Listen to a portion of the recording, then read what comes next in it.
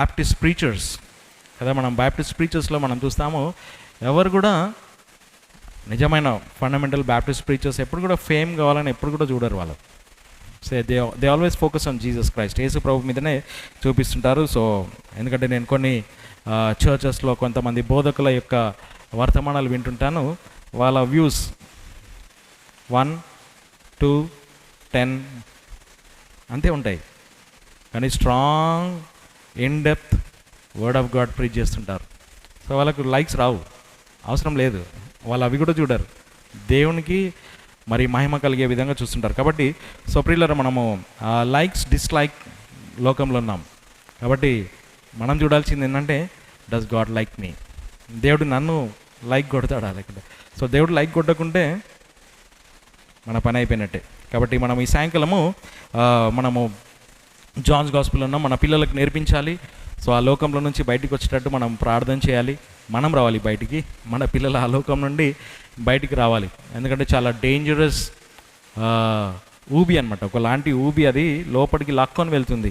So మనకు తెలియకుండానే మన ఇంతకుముందు చెప్పినట్టుగా మన అలవాటులు మారిపోతున్నాయి, మన తలంపులు మారిపోతున్నాయి, మన ప్రవర్తన మారిపోతుంది, సో మన జీవిత విధానం మారిపోతుంది, అన్నీ టోటల్గా చేంజ్ అయిపోతున్నాయి, మెల్లమెల్లగా మార్పులు వచ్చేస్తున్నాయి.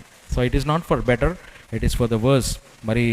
మరి చాలా వినాశనంకే మనము ఆ విధంగా వెళ్తున్నాం. కాబట్టి సో దేవుడు అందుకే వాక్యం ఇచ్చినాడు, సంఘం ఇచ్చినాడు.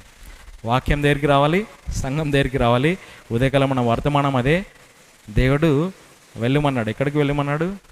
దేవుని ఇంటికి వెళ్ళమన్నాడు. సో దేవుని ఇంటికి వెళ్ళే దాంట్లో మనం వెళ్ళాలి, మన పిల్లల్ని తీసుకొని వెళ్ళాలి. సో దేవుడు అక్కడ మాట్లాడతాడు. మరి ఉదయకాలం మాటలు సండే స్కూల్ కూడా నేను జ్ఞాపకం చేసినాను. దేవుడు వారికి ప్రభు ఆరోహణమై పైకి వెళ్తున్నప్పుడు వెళ్ళక ముందు చెప్పినాడు, మీరు అక్కడ ఉండి వేచి ఉండండి అన్నాడు. ఒక ప్లేస్లో వేచి ఉండమన్నాడు, ఒక అపాయింటెడ్ ప్లేస్ చెప్పినాడు. ఆ ప్లేస్లో మీరు వేచి ఉండమన్నాడు. వాళ్ళు వచ్చిన తర్వాత యేసు ప్రభు వారి దగ్గరికి వచ్చినాడు, వారితో మాట్లాడినాడు. మీరు మత్తయి సువార్త 28:18 చదవండి. గలిలయలో అక్కడ వేచి ఉండమన్నాడు. మరి అక్కడ వేచి ఉన్నారు. యేసు ప్రభు 19 వెళ్ళి మాట్లాడినాడు. కాబట్టి దేవుడు మనకు ఒక అపాయింటెడ్ ప్లేస్ అనేది ఇస్తాడు ఖచ్చితంగా. మరి అపాయింటెడ్ ప్లేస్లో నువ్వు వస్తేనే దేవుడు నీతో మాట్లాడతాడు. సో దేవుడు ఎక్కడున్నా మాట్లాడతాడు అనేది అది ఏం థియరీ అంటే లోకంలో ఉండే థియరీస్ అవి, బైబిల్ థియరీ కాదు. బైబిల్ థియరీ ఖచ్చితంగా దేవుడు నీకు ఒక స్థలం ఇచ్చినాడు, ఆ స్థలంలో నువ్వు వెళ్ళాలి, దేవుని వాక్యం వినాలి, దేవుడు నీతో మాట్లాడతాడు, దాని ప్రకారంగా జీవించాలి. కాబట్టి సో ఈ సాయంకాలం మనం నేర్చుకునే కొన్ని పాఠాలు మనము చాలా ప్రాముఖ్యమైనది.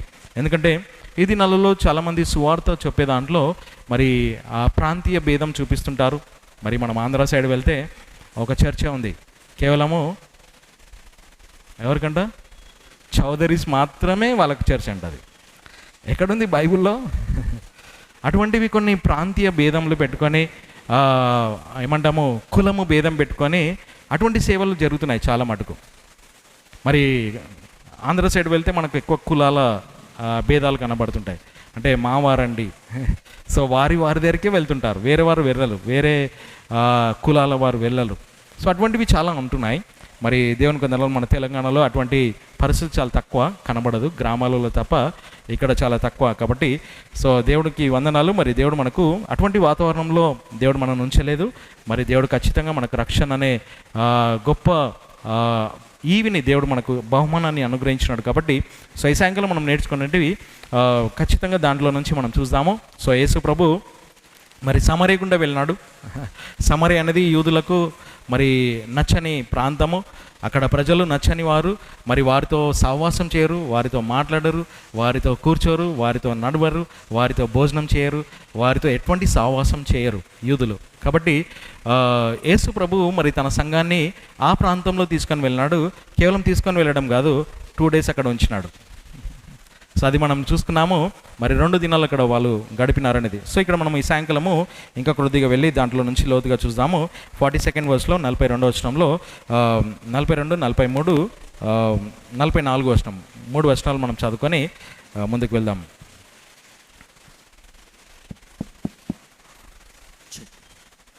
ఆ స్త్రీ, ఇప్పుడు మేము విశ్వసించుచున్నాము, కానీ నీ మాటను బట్టి కాదు, ఏలైనగా మాకై మేమే ఆయనను విని వాస్తవముగా ఈయనే లోకరక్షకుడని లోకరక్షకుడైన క్రీస్తు అని తెలుసుకొంటిమి అనిరి.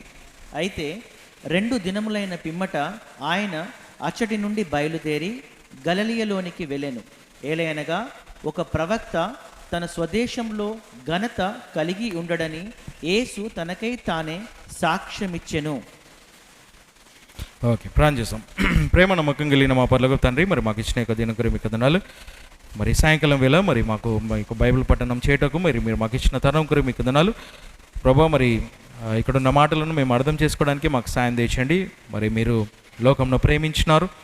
మరి యోహాను సువార్త 3:16లో మరి ఆ వచనం ప్రకారంగా మరి లోకమంతటిని మీరు ప్రేమించినారు. ఒక ప్రాంతంను కానీ, ఒక భాషను కానీ, ఒక జాతిని కానీ, ఒక తెగను కానీ మరి మీరు ప్రేమించలేదు, అందరినీ ప్రేమించినారు సమానంగా. కాబట్టి ఆ ప్రేమను మేము అర్థం చేసుకొని ఇప్పుడు మరి తండ్రి మరి మేము సువార్త చూపే దాంట్లో మరి ఎటువంటి రిస్ట్రిక్షన్స్ లేకుండా ఇప్పుడు మరి మేము సువార్తను అందరికీ తెలియజేసే విధంగా మరి సాయంకాలం మరి మాతో మాట్లాడమని ప్రార్థిస్తున్నాము. మరి ఇక్కడ చదువుకున్న లేఖన భాగాలు మాకు అర్థం చేయించమని ప్రార్థిస్తున్నాం. పరిశుద్ధాత్మ దేవునికి సాయం తెచ్చండి. మాకు ఇచ్చిన వాతావరణం కొరకు మీకు ధన్యవాదాలు చెల్లిస్తూ ఈ సమయాన్ని దీవించమని యేసుక్రీస్తు నామంలో ప్రార్థిస్తున్నాం తండ్రి, ఆమెన్.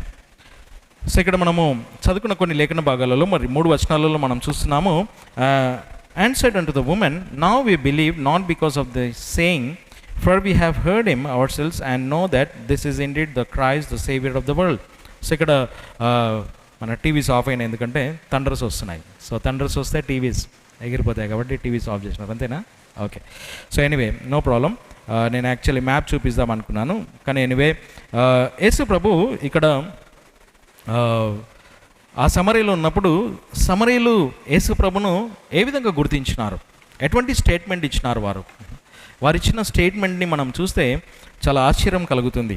మరి వారు యేసు ప్రభుని గుర్తుపట్టినారు. అంటే యేసు ప్రభు యొక్క స్వంత జనాంగం, లేకుంటే యూదులు ఆ యూదియా ప్రాంతంలో కావచ్చు, యెరూషలేంలో కావచ్చు, గలిలయలో కావచ్చు, నజరేత్లో కావచ్చు, సో ఈ ప్రాంతాలలో పరిచర్య చేస్తున్న యేసు ప్రభును మరి ఈ విధంగా వారు గుర్తుపట్టలేదు, మెస్సయాగా గుర్తుపట్టలేదు. తన సొంత జనులే ఆ విధంగా గుర్తుపట్టలేకపోయినారు. కానీ సమరయులు గుర్తుపట్టినారంటే అది ఖచ్చితంగా మరి వారి హృదయమును ఆ వాక్యంను స్వీకరించినారు కదా. యోహాను సువార్త 1వ అధ్యాయంలో మనం చూస్తాము, యేసు ప్రభు తన స్వకీయులకు వచ్చినాడంట, కానీ మరి వారు స్వీకరించలేదనే మాట మనం అది చూస్తుంటాం. కాబట్టి అది మనం అక్కడికి వెళ్దాము. యోహాను సువార్త 1వ అధ్యాయంలో అది మనం గమనించుకుందాం. 22వ వచనం నుండి మనం చూద్దాం. 22వ వచనంలో అది మనం గమనిద్దాం. అప్పుడు వారు అతనితో, నీవు ఎవరవు? మమ్మను పంపిన వారికి మేము అది కదండి, పైనకి ఇంకా ముందుకు చదుదాము.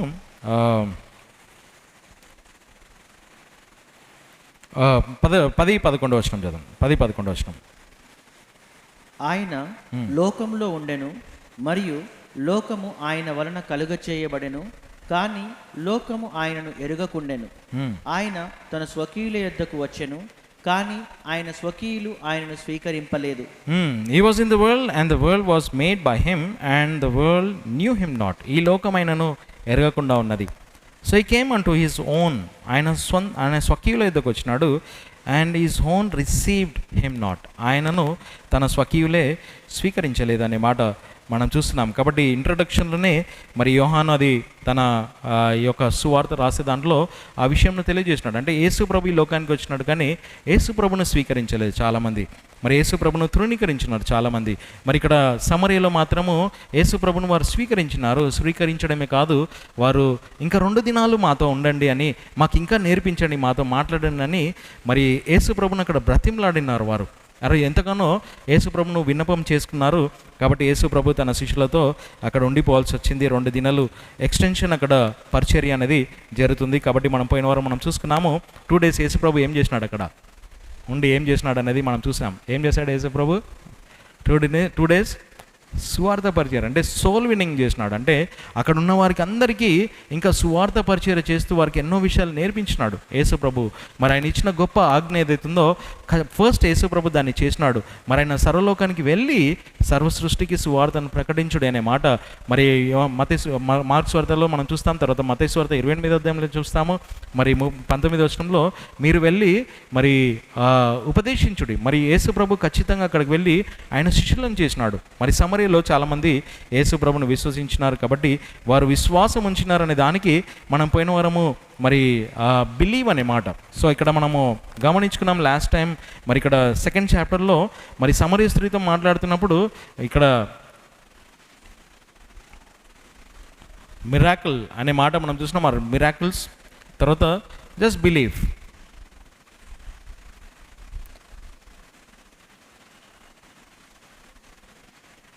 Believed or believe or faith ఏదైనా మనం రాసుకోవచ్చు. కానీ మిరాకిల్స్ అనేది ఇక్కడ సమరయలో ఇట్స్ జీరో.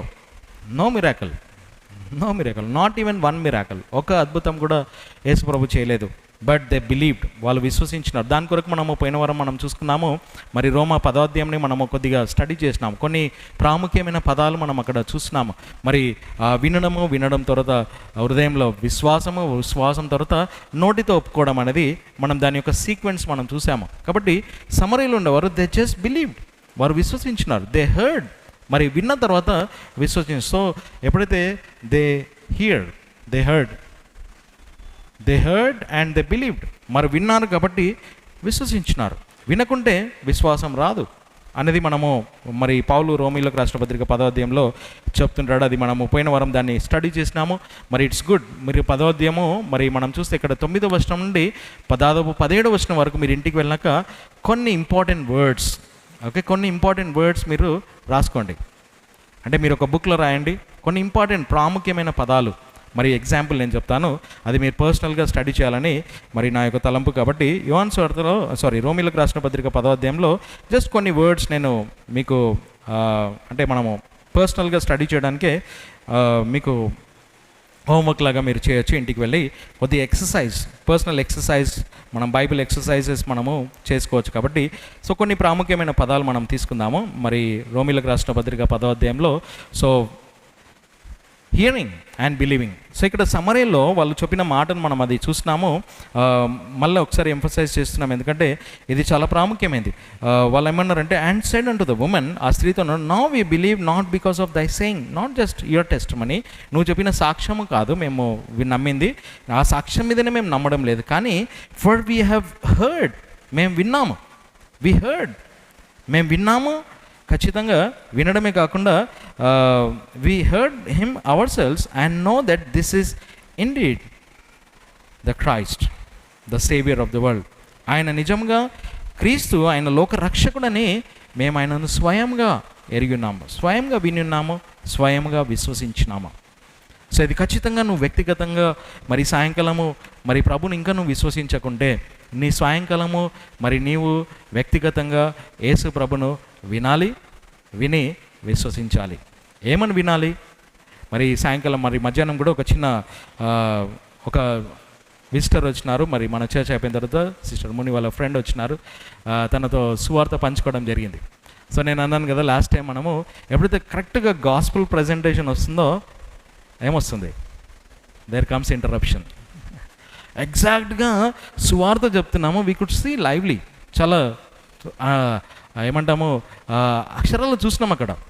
ఆ అమ్మాయితో సువార్త పంచుకుంటున్నాము, మెల్లగా ఆమె డిస్ట్రాక్ట్ అవుతుందన్నమాట.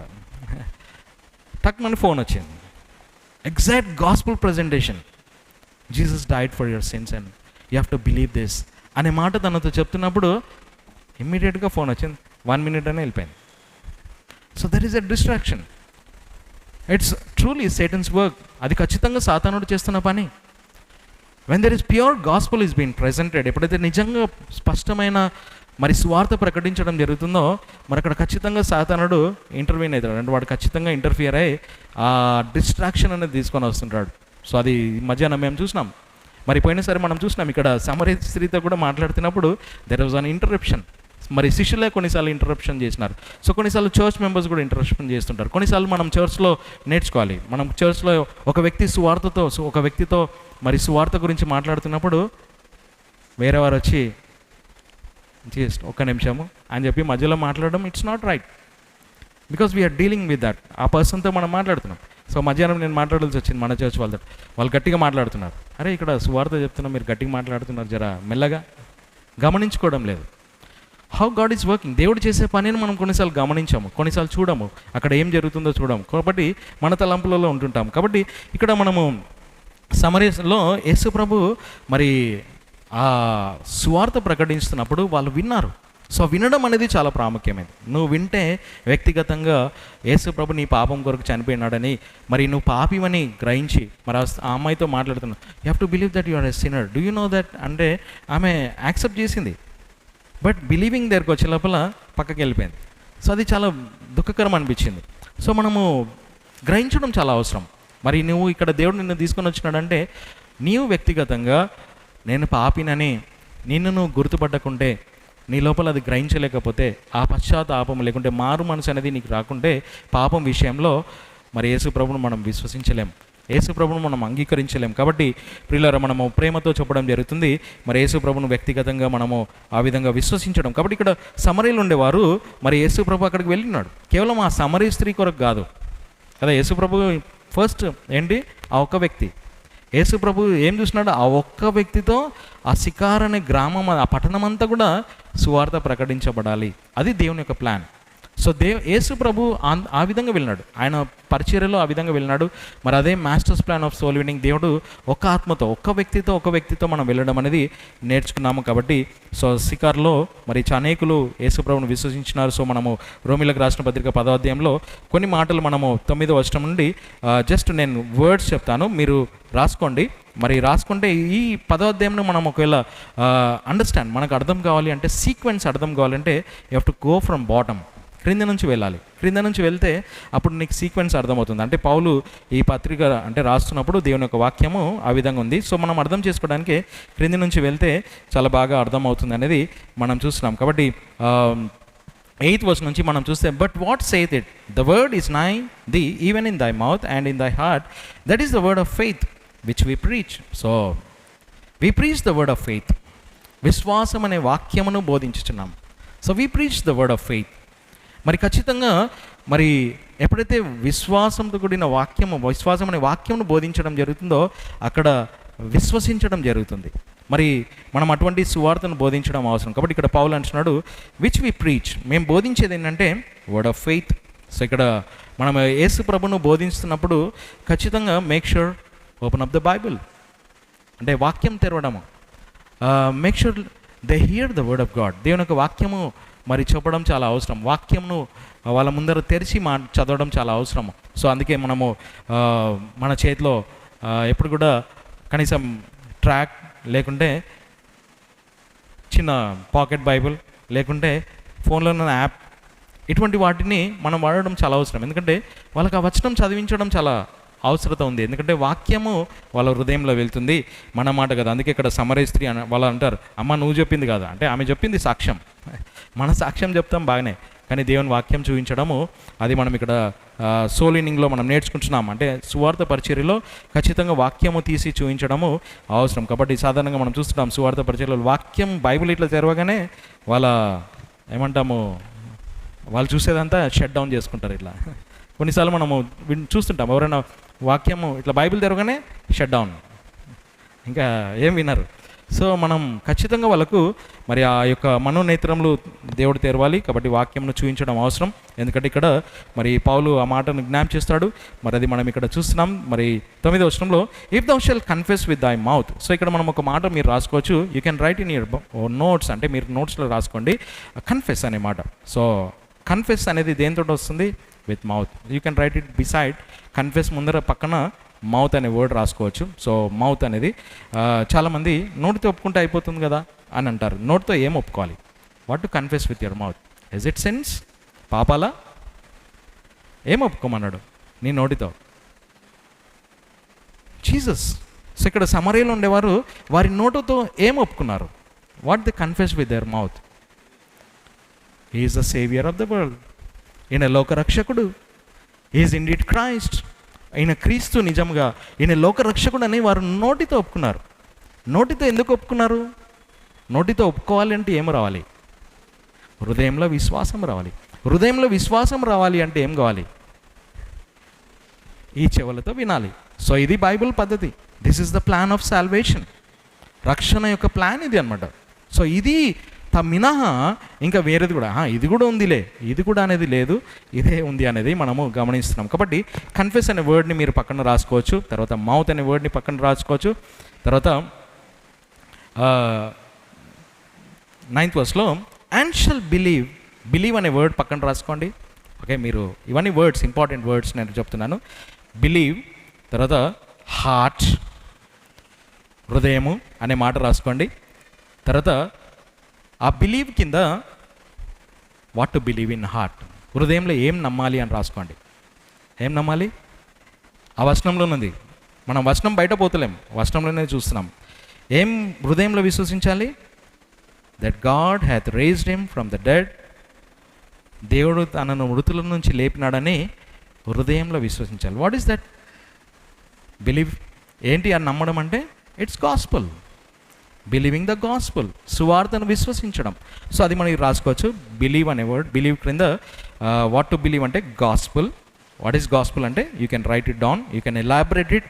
మీ స్టడీని మీరు ఎలాబరేట్ చేసుకోవచ్చు. This is how we have to study the Bible. Okay, so తర్వాత ఇది చేసినప్పుడు you will be saved, thou shall be saved. So how you are saved? Believing in heart, confessing with your mouth, you are saved. Okay, so అది మనము 9th verse మనం చూసినాము. ఇంకా క్రిందికి వెళ్దాం. 10th verseలో for with the heart man believeth unto righteousness, and with the mouth confession is made unto salvation. So ఇక్కడ మనం ఇది హార్ట్ పక్కన మళ్ళీ ఇంకొకటి 10th verseకి హార్ట్ రాసుకొని పక్కన బిలీవ్ రాసుకొని, బిలీవ్ ఇన్ హార్ట్, దాని ప్రక్కన అంటు రైచియస్నెస్, నీతి కొరకు అంటు రైచియస్నెస్, మౌత్ రాసుకొని దాని తర్వాత కన్ఫెషన్ అంటు సాల్వేషన్. సో ఈ రక్షణ అనేది అంటే నోటితో ఒప్పుకుంటేనే రక్షణ వస్తుందా, లేకుంటే హృదయంలో విశ్వసించిన తర్వాత నోటితో ఒప్పుకుంటే రక్షణ వస్తుందా, అది మనము ఇక్కడ పాయింట్ చూస్తున్నాం. Okay, so that is your test money అనమాట. నీ నోటితో ఒప్పుకోవడం, confession is made an to salvation. నీ రక్షణకు నువ్వు సాక్ష్యం ఇస్తున్నావు అనే మాట, దాని అర్థం ఏంటంటే సాక్ష్యం అనమాట. కన్ఫెస్ చేస్తున్నావు అంటే you're confessing that you believe in Jesus Christ. Yesu ప్రభులో నువ్వు విశ్వసిస్తున్నావు అని నువ్వు అది చెప్తున్నావు. తర్వాత 11th verse సో ఎక్స్ప్లెనేషన్ ఇస్తుంది. 10th verseకి ఎక్స్ప్లెనేషన్ ఇస్తుంది. For the scripture saith whosoever believeth on him shall not be ashamed. ఎవరైతే ఆయన యందు విశ్వాసం ఉంచుతారో, మళ్ళీ అక్కడ వచ్చింది మనకు believe. If you believe you are not ashamed.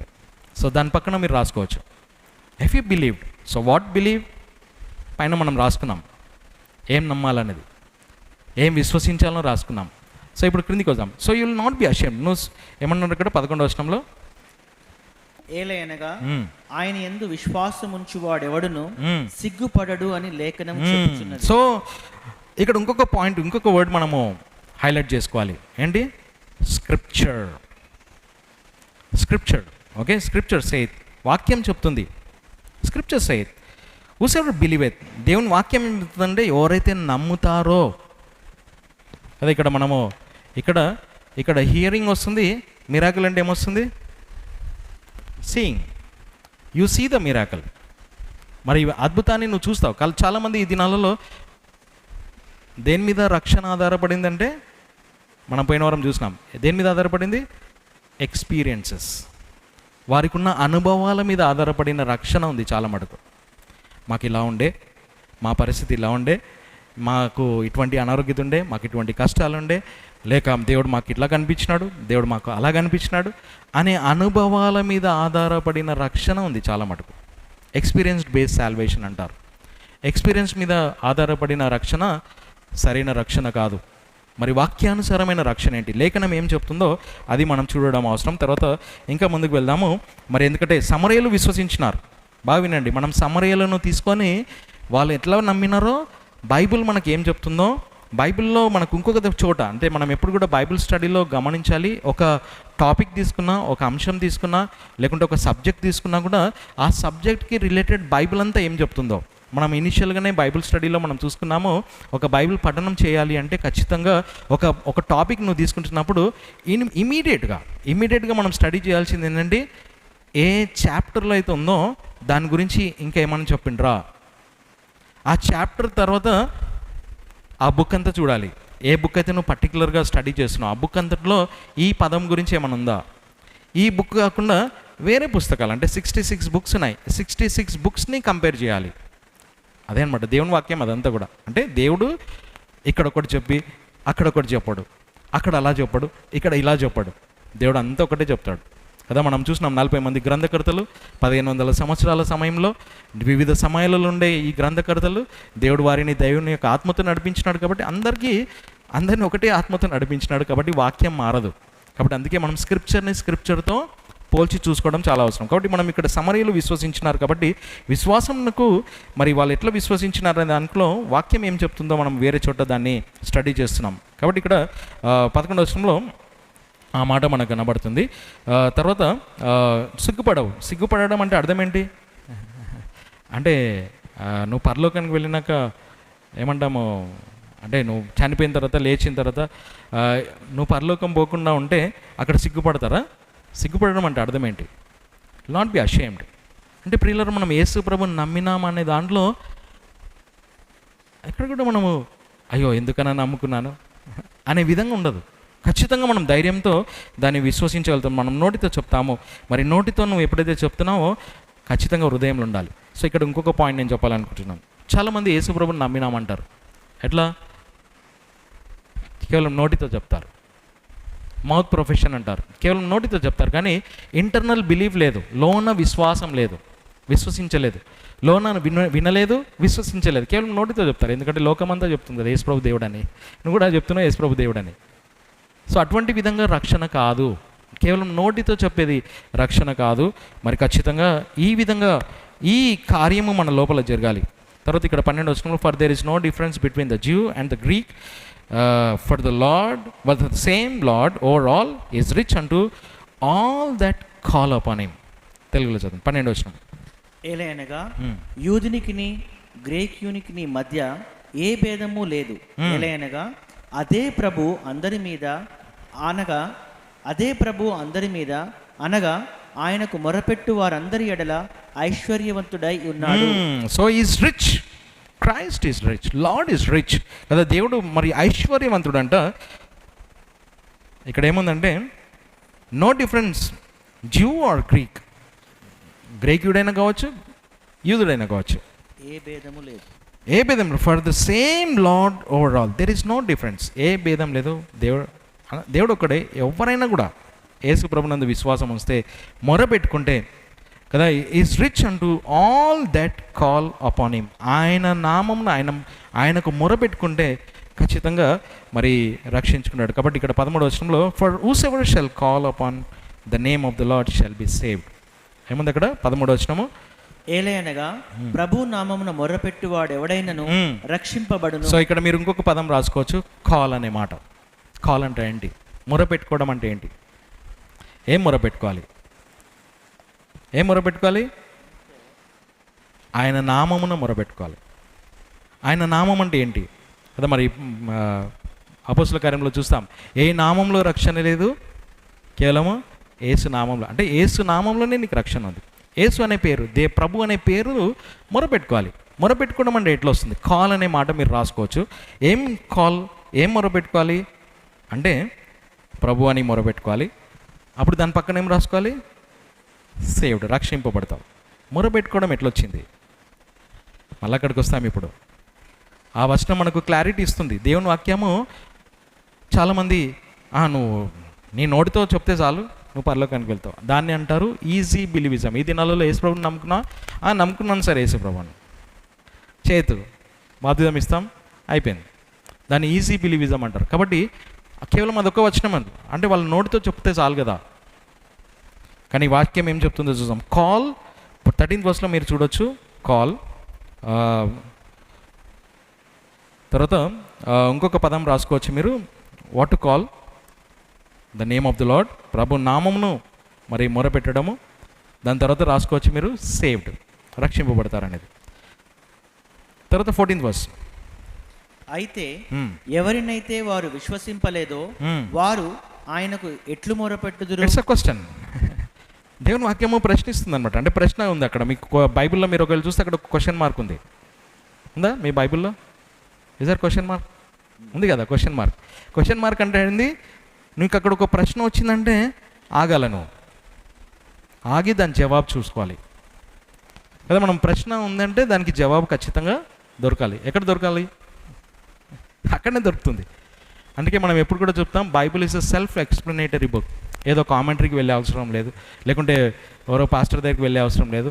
బైబిలే నీకు జవాబు ఇస్తుంది. అక్కడ క్వశ్చన్ మార్క్ ఉందంటే అది నిన్ను ప్రశ్న అడుగుతుంది, ప్రశ్నకు జవాబు చెప్తుంది.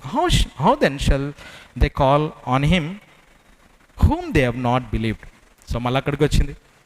ఎలా మొరపెట్టుకుంటారు? విశ్వసించకుండా. నేను నోటితో ఒప్పుకున్నా సార్, కానీ విశ్వసించినావా? కదా మన మిషనరీ అంటుండే, నువ్వు నమ్మినావా? అమ్ముకున్నావా?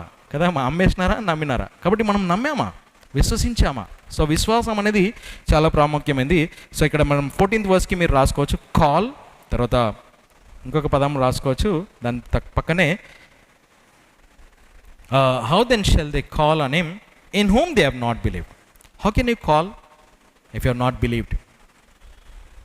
కాల్ అనే పదం పక్కన మీరు రాసుకోవచ్చు ఏంటంటే if you have not believed how can I call.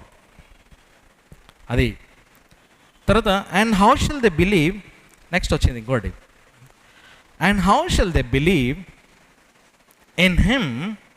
So in him ఎవరైనా, in him it's a pronoun కదా. ఆయన యందు, ఆయన ఎవరు? ఆయన ఎవరు? యేసు ప్రభు. సో అది ప్రొనౌన్లో వాడింది, అంటే సర్వనామంలో వాడడం జరిగింది. సో ఆ ప్రభు లేకుంటే యేసు ప్రభును మరి ఇక్కడ వాక్యం ఏం చెప్తుంది? How shall they believe in him of whom they have not, ఏముంది అక్కడ? హర్డ్. సో ఇక్కడ మనము కాల్ తర్వాత ఏం రాసుకున్నాం మనము? Not believed. సో బిలీవ్ చేయకుండా మొరపెట్టుకోలేం, విశ్వసించకుండా మొరపెట్టుకోలేం. సో విశ్వసించాలి అంటే విశ్వసించిన తర్వాత మొరపెట్టుకుంటాం. విశ్వసించకుండా ఎట్లా విశ్వాసం వస్తుంది? క్రింద జవాబు చెప్పినాడు. ఎట్లా, ఏమన్నాడు అక్కడ?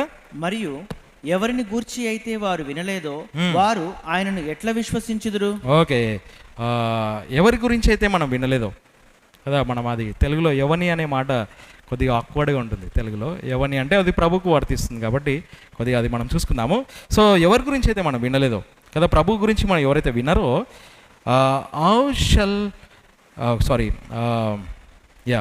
And how shall they believe in him of whom they have not heard. వినకుండా, ఆయనను గూర్చి వినకుండా, ఏం వినకుండా? ఆయనను గురించి వినకుండా నువ్వు ఎట్లా విశ్వసించగలుగుతావు? సో ఇప్పుడు మనము ఇంకా క్రిందికి వెళ్తే and how shall they here without a preacher. So ఈ సమరయలో ఉండేవారు ఎవరి ద్వారా విన్నారు? సమరయలో ఉండేవారు అందరు కూడా ఎవరి ద్వారా విన్నారు? ఆ సమరి స్త్రీ ద్వారా విన్నారు. So there is somebody to tell. మరి చెప్పేవారు ఉండాలి. సో చెప్పేవారు లేకుండే ఎలా వింటారు? వినేవారు లేకుండా ఎలా విశ్వసిస్తారు? విశ్వసించకుండా ఎలా మొరపెట్టుకుంటారు?